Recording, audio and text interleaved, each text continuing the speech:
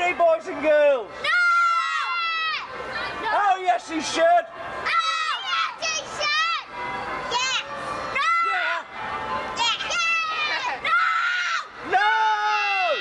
I am going to declare the 50th Morpeth Northumbrian Gathering open. He can't get scissors these days. He can't too. There we are. I'm Kim Bibby Wilson. I'm the chairman of the committee that organises the Morpeth Northumbrian Gathering, which happens the weekend after Easter every year, and this is our 50th gathering. It's our golden gathering, and it's amazing that we've managed to reach our half-century milestone, celebrating what began as a musical tradition of the North East, but also now encompasses the dialect, the craft, the dance, the heritage, and so many of those worthwhile things that make the people of the North East and Northumberland in particular so very special and distinct. Kevin, it must be very difficult organising an event of this size. You're right there. As I said before, it began as a music festival, which was complicated but fairly straightforward in many ways. But the sort of tourist side of things for the spectacle in the streets, which we have now, and the coordination of different agencies, stuff for the road closure, liaising with all sorts of people and sorting out the health and safety and so on, doesn't overshadow the music by any means, but it certainly does become a challenge for those of us who are organising things.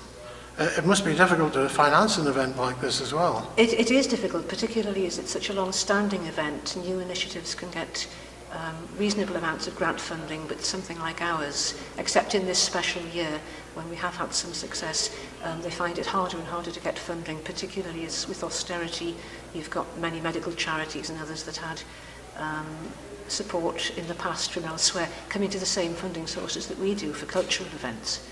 So, with all these difficulties that confront you, why is it that you persist?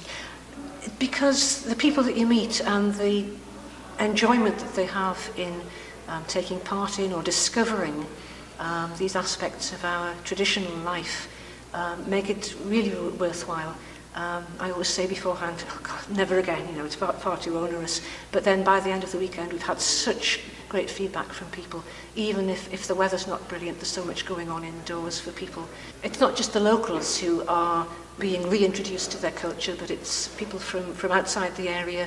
We've a couple of ladies who've come up from Kent this year. They chanced upon it last year, and they wanted to come back and take part again. So it's spreading the word to other parts of the country about what's special about us. We're not just a backwater away from London, but we have our own deep-seated, distinctive culture, and it's really good fun.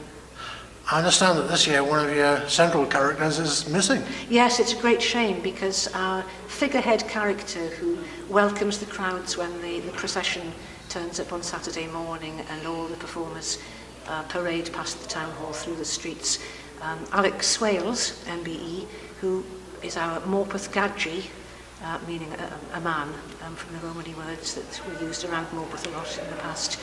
He's unfortunately unwell, and we've managed to scrape together all sorts of volunteers to take on his various roles. But it's very disappointing for him and ourselves, and it's his 85th birthday on Sunday as well, so we wish him the very best. He's on a road to recovery, but this all happened within the last week, so we've had a lot of crisis management to contend with. If your father, who started this event, was looking down on us now, what do you think he would make of the gathering 50 years on? I think he would be so pleased that it's continued and that the traditions and it's called the intangible cultural heritage of the area nowadays, it's very trendy to say that, is being showcased and kept in the forefront of people's minds as the world becomes so amorphous and grey and linked up. I think he would have been amazed at how much more there is than the very first day, that first year when we had a single day of activity in 1968. And what about the future? That is a challenge, as I mentioned before, with funding. Again, after this 50th anniversary year, it's going to be harder to get special funding.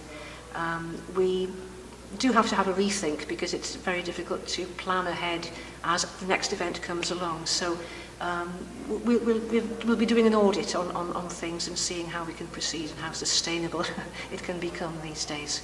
But I do hope that, and as we've got the younger generations coming through as well, as we've done throughout all the years, that there will be enough people interested in keeping the whole thing going, because it's so enjoyable, despite my worried brow at the moment.